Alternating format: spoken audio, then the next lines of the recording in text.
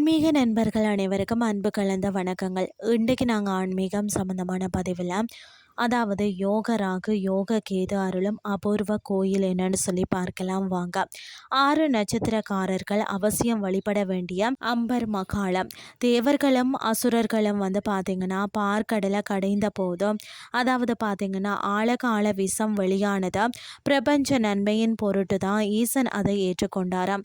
அந்த கொடிய விஷத்தின் பாதிப்பால் தான் பொன்னாற்று மேனியனான பெருமானின் திருமேனியன் கண்டம் கரிய நிறம் அடைந்ததாம். இந்த புராண நிகழ்வோடு தொடர்புடைய தலங்கள் சில உண்டு. அவற்றில் ஒன்று தான் பார்த்தீங்கன்னா அம்பர் மாகாளம். அதாவது காலம் என்றால் கடும் விஷம் என்று பொருள். கொடுமையான விஷத்தினை ஏற்றமையால் உருமாறிய ஈசனின் அந்த திருவுருவத்திற்கு தான் காளான் என்ற பெயர் ஏற்பட்டதாம். காளார்களுக்கு தலைவனாகிய சிவபெருமான் மகா காளர் ஆகிறார். காளனுக்கு இணையான உக்ர சக்தி மகா காளி. இந்த திருவுருவம் இணைந்து விளங்கிடும் திருத்தலம்தான் மகா காளம் எனப்படும். மாகாளம் நாம பார்த்தீங்கன்னு சொன்னால் பாரதத்தில் 3 மாகாளங்கள் முக்கியமானவை. ஒன்று பார்த்தீங்கன்னா மத்திய பிரதேசம் உச்சயினியில் இருக்கும் மாகாளம். இரண்டாவது தமிழகத்தில் தொண்டை நாட்டில் அமைந்திருக்கும் இரும்பை மாகாளம். மூன்றாவது பார்த்தீங்கன்னா காவேரி பாயும் புண்ணிய பூமியான திருவாரூர் மாவட்டத்தில் அமைந்திருக்கும் அம்பர் மாகாளம். அம்பர் மாகாளத்தில் 2 ஆலயங்கள். ஒன்று பார்த்தீங்கன்னா அம்பர் பெருங்கோயில், மற்றொன்று காளி பூசித்த கோயில் மாகாளம்.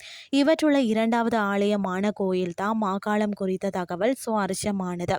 என்னென்னு சொல்லி பார்த்தீங்கன்னா பார்க்கடலை கடைந்த போது உண்டான ஆழகால விஷத்தினை சிவபெருமான் தாமே உவந்தேற்று தம்மை வருத்தி கொண்டார் அல்லவா. அதற்கு காரணமாகி விட்டோமே என்றுதான் நாகர் தலைவனான வாசுகி மனம் வருந்தினாராம். அதனால் உண்டான தோஷத்தினை போக்கிக் கொள்வதற்காக தான் அவன் ஈசனை வழிபட்ட தலம்தான் இந்த மாகாளமாம்.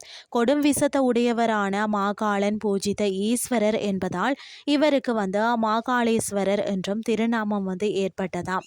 ஒருவருடைய ஜாதகத்தில் உள்ள ஏனைய எல்லா கிரகங்களும் ராகு கேதுவுக்குள்ள அடைபட்டு விட்டதால் அதன் மூலம் உண்டாகும் கொடிய தோஷம் பார்த்தீங்கன்னா கால சர்ப்ப தோஷம். எவ்வளவு செல்வ செழிப்போடு பிறந்தாலும் இந்த தோஷம் உடையவர்கள் எவ்வித சுக சௌகரியங்களும் அனுபவிக்க இயலாத வாழ்நாள் முழுவதுமே தடைகளையும் தடங்களையும் மட்டுமே சந்திக்கும் போராட்ட நிலைய எஞ்சும் என்கிறது ஜோதிட சாஸ்திரம்.